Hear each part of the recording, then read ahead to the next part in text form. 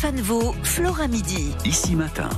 8h15, journée spéciale emploi, désindustrialisation sur votre radio ici ce mercredi. Et cette question ce matin, craignez-vous de perdre votre emploi? Vous témoignez dès maintenant. 03 80 82 82 82. C'est notre dossier ce matin, Flora. Oui, on en parle dans les journaux ce matin entre 9h et 10h dans notre émission spéciale. Et dès à présent avec vous, Pierre Lamarre. Bonjour. Bonjour. Vous êtes professeur d'histoire industrielle à l'Université de technologie de Belfort-Montbéliard. Nous sommes sur une terre où le thème de la désindustrialisation résonne tout particulièrement. Avant de vous demander si on peut vraiment parler de déclin industriel, je voulais recontextualiser un petit peu avec vous, Pierre Lamarre. Pourquoi le Nord-Franche-Comté est ou a été une terre d'industrie? Elle est toujours une terre d'industrie. Donc je réponds un petit peu à l'avance à votre future question.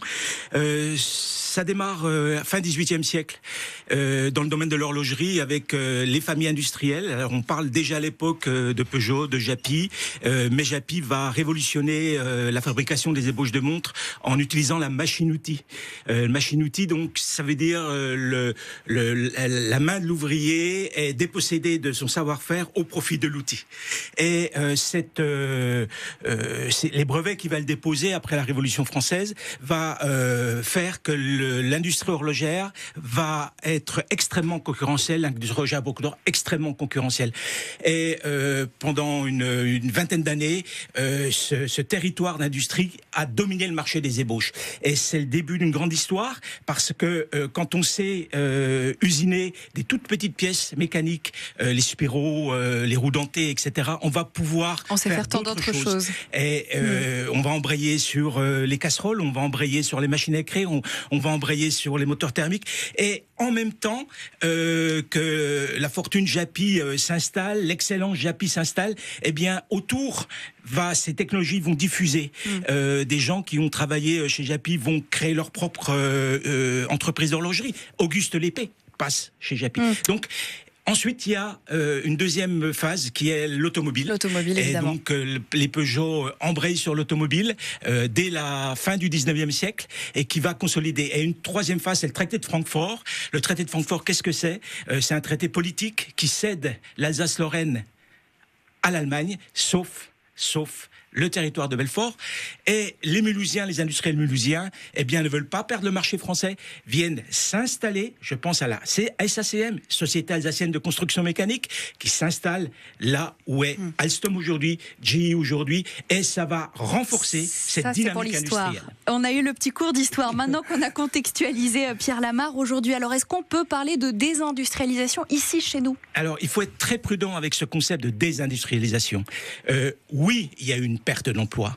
C'est exact. Donc, de ce point de vue-là, effectivement, le Nord-Franche-Comté a perdu des emplois. En 40 ans, le nombre de salariés a été divisé par 5, par exemple, à l'usine Stellantis de Sochaux. Absolument. Mais c'est rattrapable, ça, ou c'est irréversible? Alors, simplement, si on parle maintenant technologie, je vais vous citer un chiffre.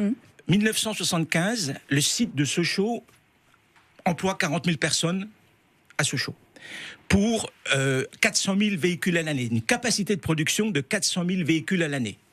Nous sommes en 2025, pardon. Et aujourd'hui, les effectifs sochaliens sont de l'ordre de 7 000, 8 000 personnes pour 500 000 véhicules à l'année.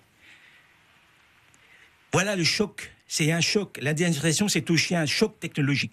Et donc, est-ce qu'on peut dire que ce Nord-Franche-Comté, qui est en capacité de production, plus de production qu'il y a 30 ans, est désindustrialisé. Et c'est là où ce concept, eh bien, il faut le manier avec beaucoup de prudence. C'est la même chose chez GE ou chez Alstom. Oui. On continue à livrer des locomotives partout dans le monde. Ici Belfort-Montbéliard, il est 8h20. Alors vous pouvez ouvrir sur votre application ici une carte interactive des fermetures et des ouvertures d'usines en France en 2024, créée en partenariat avec l'usine Nouvelle. Et vous témoignez dès maintenant au 03 80 82 82 82. Dites-nous si vous craignez pour votre emploi dans l'industrie, dans le Nord-Franche-Comté. On vous attend ici.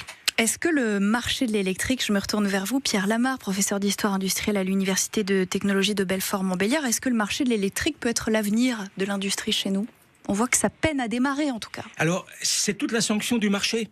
La technologie... Alors, il faut savoir que dans l'histoire, la première voiture à dépasser 100 km/h est une voiture électrique.